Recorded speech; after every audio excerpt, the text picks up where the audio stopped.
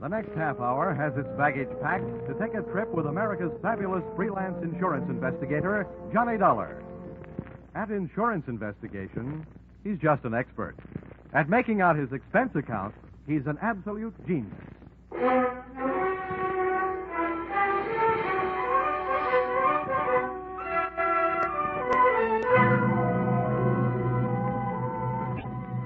Expense account submitted by Special Investigator Johnny Dollar to Home Office, American Pioneer Life Insurance Company, Hartford, Connecticut.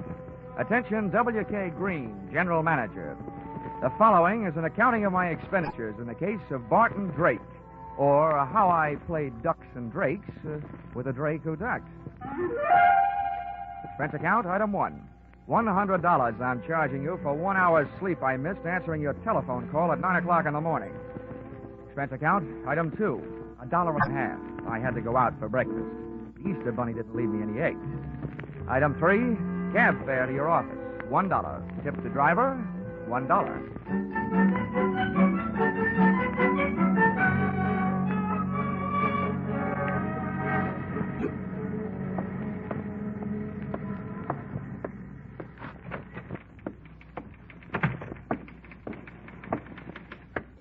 Good morning, Johnny. Why don't we make that good night sometime soon? Shall we, Chickie? Well, I've had to type up some of your expense accounts. I think maybe an evening with you might be fun.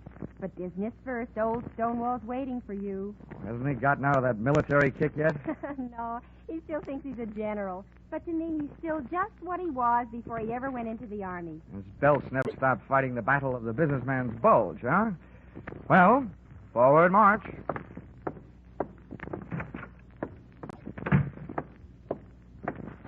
Good morning, Mr. Green, sir. Mr. Dollar reporting as ordered, sir. Eddie. Oh, yeah. What's this saluting and heel-clicking about? Oh, I thought you might be homesick for some military courtesy. Yeah, I'd be surprised to get any kind of courtesy from you. But we're not paying you to be polite. Sit down. Here. I got a job for you. Here. I had a copy made of the file in that case. You can take it with you. Thanks. Barton Drake, huh? Oh, yeah, I remember him. Let's see. Life insurance, $30,000. Beneficiary, Mrs. Barton Drake. Well, what is it? Is he dead or just dying? Neither, we hope. Well, if you'll pardon a little before-noon philosophy, just by living, a man is slowly dying of old age.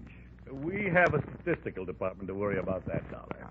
Your job is to find this man, Barton Drake. Okay. What's the story? As far as the company is concerned, the story started one night just short of 7 years ago. Oh, that would make it 1942. Yes, the same year I was called upon to fight for my country. Yeah.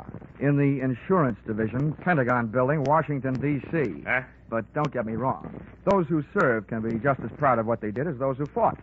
As you were saying. I merely used the word fight as a general term. Yes, General. Barton Drake, one night about 7 years ago? Yes. When we issued the life policy on Drake, he listed his occupation as that of hardware store proprietor. Hardware? As I recall it, he specialized in unregistered pistols, handcuff keys, and hacksaws. And if I'm not wrong, at the time he disappeared, he was under suspicion of grand larceny and wanted for assault with intent to kill a police officer. Yeah, that's right. At the time, he was suspected of a number of large robberies. Now, refresh me on that cop shooting. How'd that happen? You remember. When the police arrived at the house to pick him up, he opened fire from the bedroom window, made a dash for it out of the back to his own car. And there was a chase during which the car skidded and went through the rail of a bridge into the river. Oh, yes. Now I remember, yeah. They never did recover the body or the loot. All they got back was a wet Buick. Dollar, that was 7 years ago. At least it will be 7 years in 1 more week. At that time, Barton Drake will be declared legally dead by the probate court. His wife has already instituted proceedings. And when the court says she's a widow, she says, I want my $30,000, and you have to pay it, right? Exactly. But we're not going to pay that $30,000 if we can help it. At 9 o'clock this morning, the Missing Persons Bureau of the New York Police Department called us and gave us reason to hope that Drake is still alive. What happened? Did they see him in a crystal ball? And you don't know how close to the truth you came, Dollar. Oh? The Missing Persons boys have a new habit these days. Whenever there's a television show where there's a public crowd involved, they watch it. Last night, they think they spotted Barton Drake at the prize fight. Now, Now, that's all we've got to go on, but we think he's alive and that he's somewhere in New York. Well, that's a start anyway. I know where to find New York.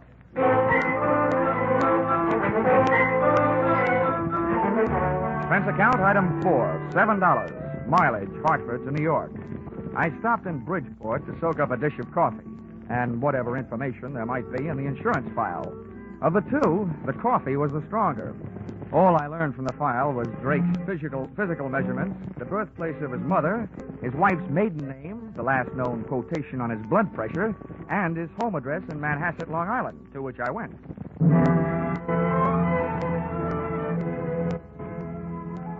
The house had a $40,000 look about it, and its grounds were being manicured by a gardener who had a $12 a day look about him.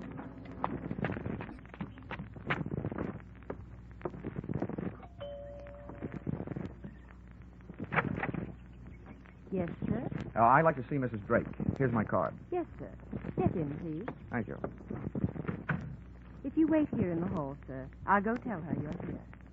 The maid had a $40 a week look about her and completed the picture of prosperity. For a hardware merchant, Barton Drake had died leaving his wife living a soft life. Either that or he was still alive and not giving his wife grounds for divorce on the basis of non-support. Or she was that certain kind of gal who wouldn't have any trouble making that certain kind of man get up that certain kind of money. And when I saw her, I knew not only that I couldn't afford her, but that Drake probably hadn't been able to, which probably led to his undoing. Just to give you an idea, she was wearing a diamond necklace and a negligee, and it was 2 o'clock in the afternoon. Mr. Dollar? Mrs. Drake? Yes, Stella Drake. I'm having breakfast. Won't you come in and join me? Well, I'll join you, but no breakfast. I just had a tomato surprise. Lunch. Oh, I'm glad you didn't mean me. Come on, right in here. Are you sure you won't have some breakfast? No, thanks. I couldn't bring myself to hurt that poor, tired trout you've got there. Oh, please. That's a genuine English kipper. Oh, I beg your pardon. I didn't recognize it without its monocle. Oh, you're more fun than an eye-opener. I should have you around when I get up every day. Well, I have something to tell you that should make you really feel good. You don't mean that bunch of stuffed shirts at the insurance company have decided to give me my money without going through all that fuss at probate court? Oh, I've got better news than that. You may not get that money. But we think you have a good chance of getting your husband back. What? Yeah, the New York police think they saw him last night. Alive. Oh. Maybe I was wrong. Maybe that doesn't make you happy. Why, yes. Yes, of course it makes me happy, but to live without a man for 7 years and then have a stranger just sit across the table and calmly tell you he's alive, it's just too much. Tell me, where did they find him? They didn't. They think they spotted him at the fights they were watching on television.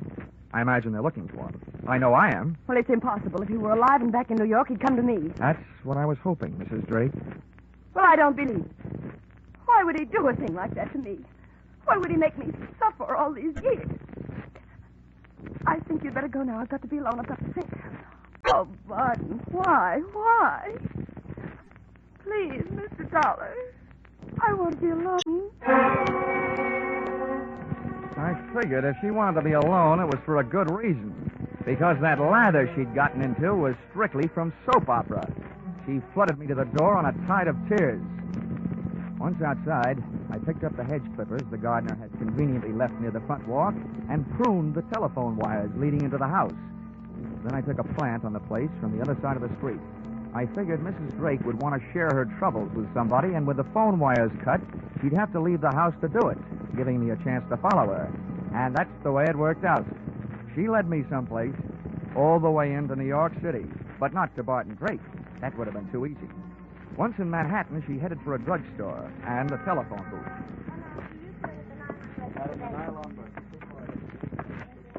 I slipped into the phone booth beside hers. I got the receiver off the hook and my nickel in the slot in time to use an old trick of mine. As she dialed, I tried to duplicate it with my phone. She dialed. And I dialed. I was just one number behind her all the way. When she was through dialing, I held off dialing the last number on my phone until she got an answer. And then I let it go.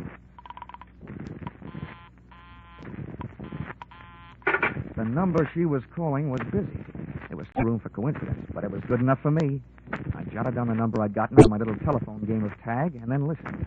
I've got to see you right away. We're in trouble. All right, I'll meet you in 20 minutes. The usual place.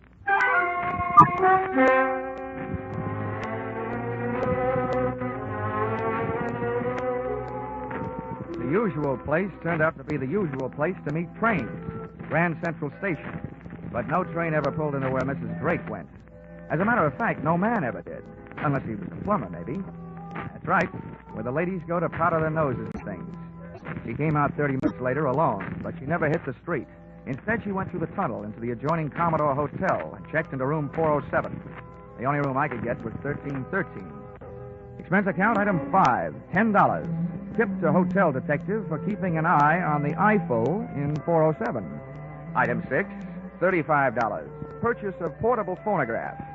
Item 7, 65 cents. Purchase of phonograph record, Frank Sinatra singing night and day. With this for ammunition, I went back to my hotel room and gunning for a bird I'd never seen. I set up the phonograph near the telephone, put on the record, and placed the call to the number Mrs. Drake had called earlier in the day.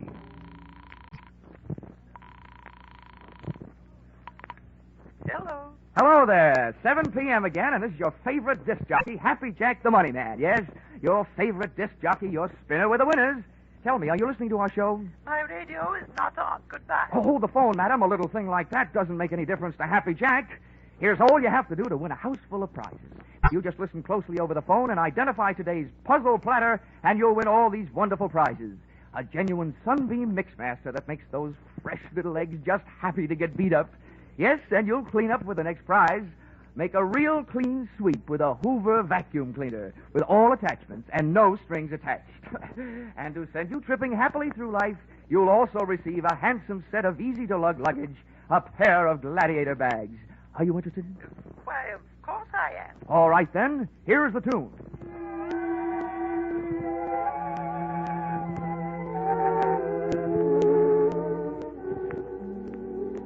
Night and day. There it is. What's the title of that song? Night and day. You're right. You win all the sensational prizes. Quickly now, give me your name and address. They'll be delivered tonight. Mrs. Knott, Yes, Mrs. Knott. The street number? 127 East 89th Street, apartment 3C. Thank you, Mrs. Knott. You'll get the whole works immediately.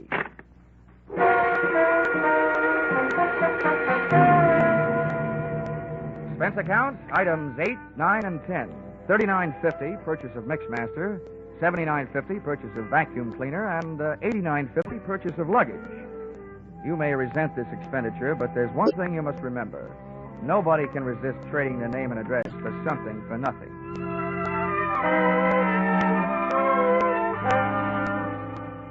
I felt like an out-of-season Santa Claus when I knocked on the door of apartment 3C at 127 East 89th Street. The frame suddenly became a picture frame encasing a live version of Whistler's grandmother, complete with wheelchair and crocheted afghan. Just bring them in and set them down. Yes, ma'am. I'm Happy Jack, and I'm glad to meet you. Right in here and set them down. Ah, yes. There you are, Mrs. Knott. You lucky woman, you. Is that all? Almost. Now, all we need from you is a little information. Just some background on today's winner to pass along to my radio audience. Be off with you, young man. I'll write you a letter. Oh, come now, Mrs. Knott. Never mind. I have no time now. Just a few questions while I check you out on the Hoover. I don't need any checking out. Now go away. I must say, Mrs. Knott, you're a bad winner. So now I'm afraid I'm going to have to stick around to find out how good a loser you are. What do you mean? Come in. You. Stella, do you know this man? Do I know him? He's that insurance investigator, Johnny Dollar. Granny came flying out of the wheelchair, multiplying in height by 3. When I first saw Granny's hand flying toward me, it looked like there was an old-fashioned wedding ring on each finger. But just too late, I saw it was only a set of brass knuckles.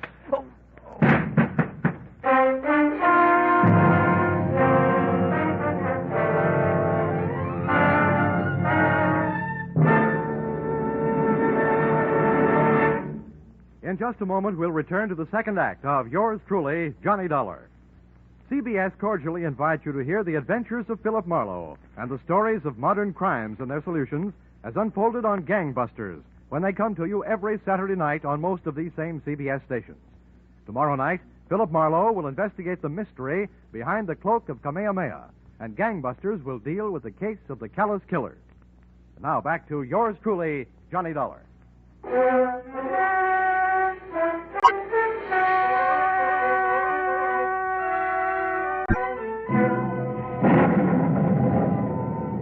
When I woke up, the thunder and lightning in my head was getting an answer from the sky.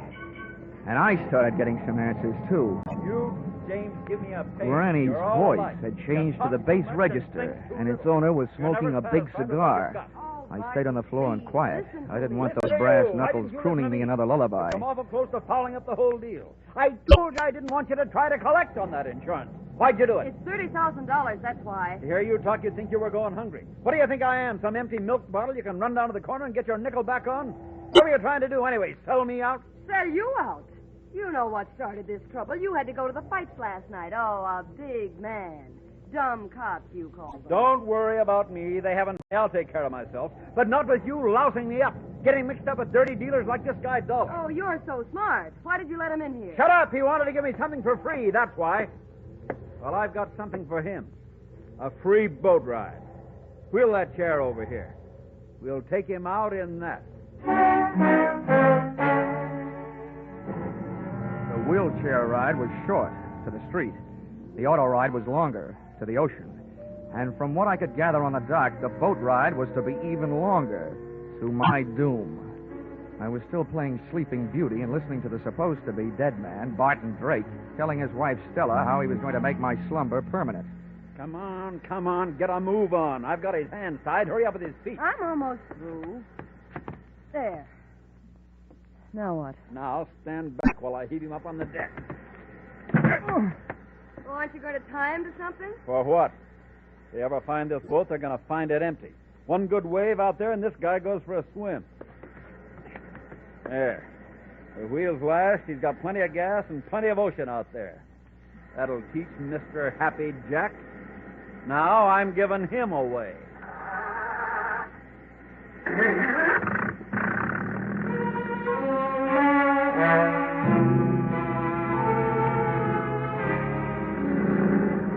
Taking that salt shower bath with my clothes on wasn't the big chill in my life.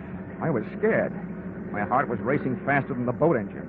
And for the first 20 minutes, all I could think about was hanging onto that slippery deck with all I had to hang with, my hopes and my heels. I was on a thin strip of deck after the wheel. Hard by my hands was a deck cleat.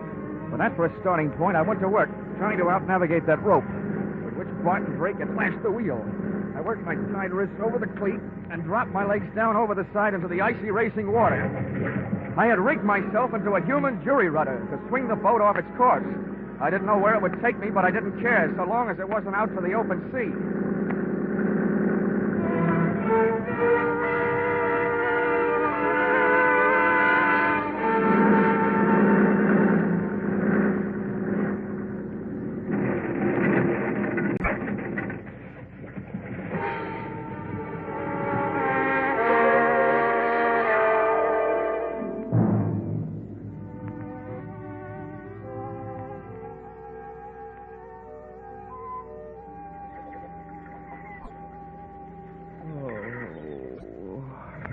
Oh, waking up, eh? Might as well tell you. Your boat sunk and you ruined the dock last night doing it. You have to pay for it. Oh. My name's Fred Kindly. I pulled you off the beach. I'm expecting to be paid for that, too. Will it cost me to find out where I am? It ain't worth nothing. Talk, ain't. You're on Slate Island. Ain't worth much neither. All slate. Didn't have sense to grow no chalk to go with it. Dandy. Where are my clothes? Out in the sun. How about my wallet? Fish must have got it. Mind if I feel your back for fins? Now, don't get funny, young feller. Might want to be getting off this island someday. Someday. Some minute is more like it. You got a boat? Of course I got a boat, but ain't got much food. Maybe if I could afford to buy some of supply canned goods when I got to the mainland, well, Well, how much would it cost? much as $100, maybe? Okay, it's a deal. Let's go. Hold on now. Only said maybe. Come think of it, might cost $200. Oh, okay. You swindler. $200 then. Oh, swindler, am I? I say, fellows might as well have the game as his name. Makes the price $500 worth of grade A canned goods. And if you don't want to pay it, you can get out from the shack and wait for the mailboat. Maybe I will. When does it get here? Week from Tuesday. Okay. He'll get you $500 worth of canned goods. When can we start? I'll give you your clothes soon as you put it in writing and sign your name. Where's the paper? Right here. Keep it handy. Just fill in the amount here. $500 worth. It's a regular contract for shipwreck. Okay. Give it here. 500.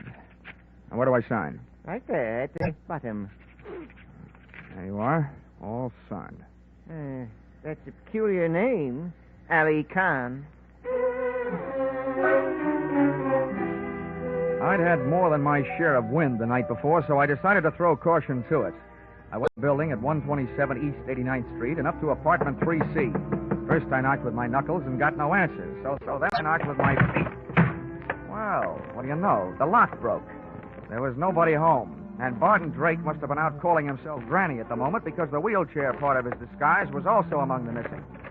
The closet was empty, and the brand-new Gladiator bags I had the previous evening were nowhere to be found. Well, nobody could say I hadn't made it easy for Drake to make a getaway with my little giveaway. I'd even supplied the luggage. But all the traffic wasn't going. Some of it was coming. Oh, well, Stella, there's one bad thing about kicking your way into places. You can't lock the door behind you. Well, now that you're in, you better come all the way in. What are you doing here? You should be asking me what I'm doing alive. The only answer I've got for that is I don't murder easily. Where's Barton? Oh, that was the next question I was going to ask you. Now that one's gone, I've got a couple more I'd like to ask you. And don't argue. I don't know anything. Well, then let me tell you something. If you're not guilty of anything else, you are guilty of attempted insurance fraud. That's in my department.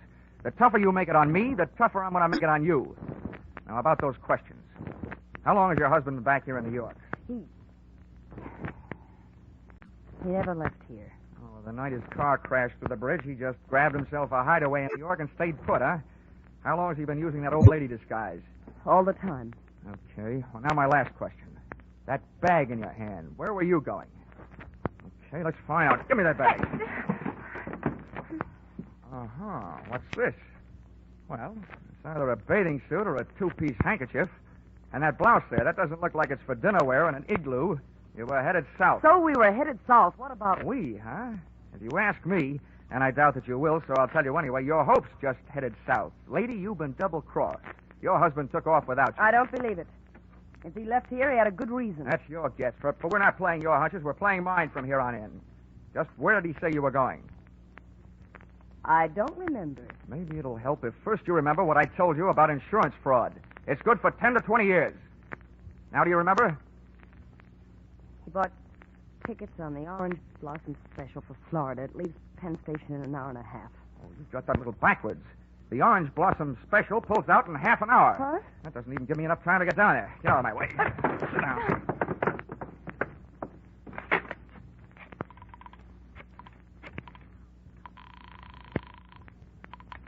Information. Hello. Information. Look, I want the telephone number of the Penn Station branch of the Travelers' Aid Society. This was once when I didn't want the society to aid the traveler. I told them that Barton Drake was my invalid aunt and as nutty as a fruitcake. With Stella's help, I described his costume from the daisies on his hat to the buttons on his shoes. I tagged it off with a warning that when my aunt left the house, she thought she was a honeybee and was on her way to throw herself in front of the Orange Blossom Special, wheelchair and all. The guy on the other end of the line took off to round up the railway police, and I took off to round up a taxi.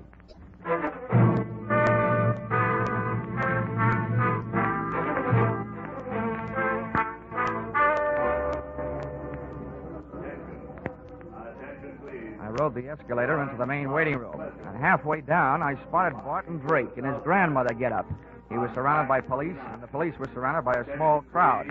I walked over. Orange Blossom Special. I don't know what kind of a practical joke this is, young man, but it's not funny. You made me miss my train, and I don't even have a nephew. No, Mother, don't be upsetting yourself. Don't you now, me, young man. Just get me on a train. Any train headed south will do. Drake was getting ready for trouble.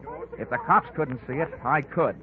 His hand was under his Afghan, and I knew the least it could be holding was a fistful of brass knuckles, but probably more. He was getting ready to make a run for it. I wasn't taking any chances. I edged my way through the crowd, up behind the wheelchair, spun it around, and hit what looked like somebody's grandmother a beautiful shot in the whiskers. He hit the old lady. You got him. Now, wait a minute, officer. You don't understand. Don't understand, don't I? Hit an old lady, will you? He's not an old lady. Trouble you want, you scoundrel. Here, maybe this'll quiet you down.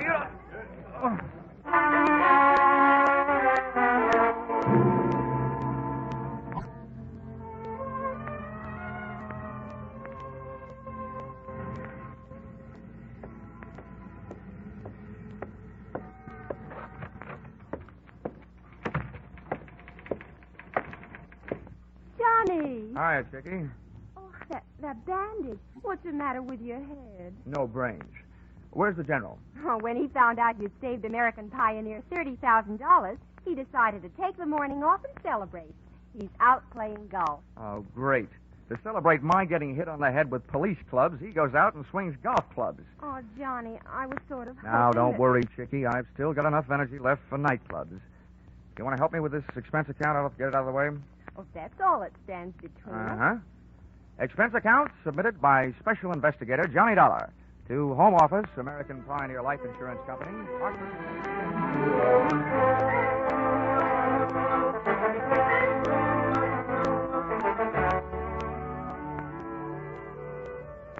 First, the police held me and let Granny Drake go to the hospital, where they learned the truth.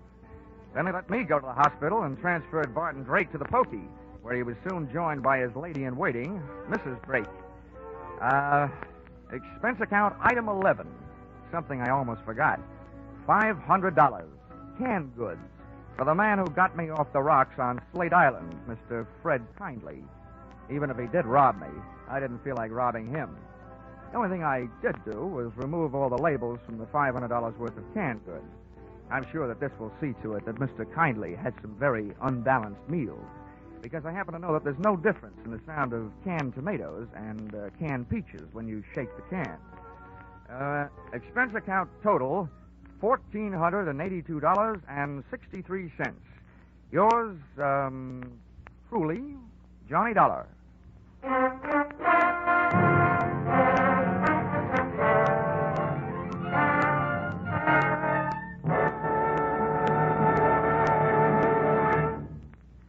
At last, mankind is facing up to one of its most feared diseases, cancer.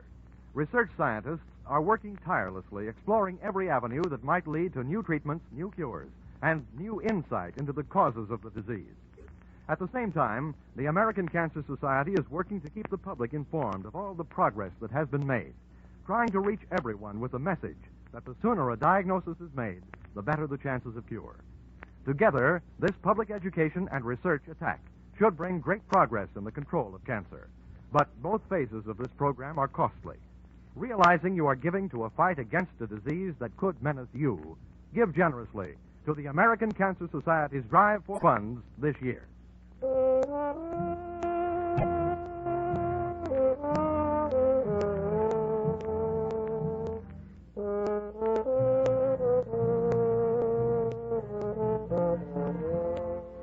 Yours truly, Johnny Dollar, stars Charles Russell as Johnny.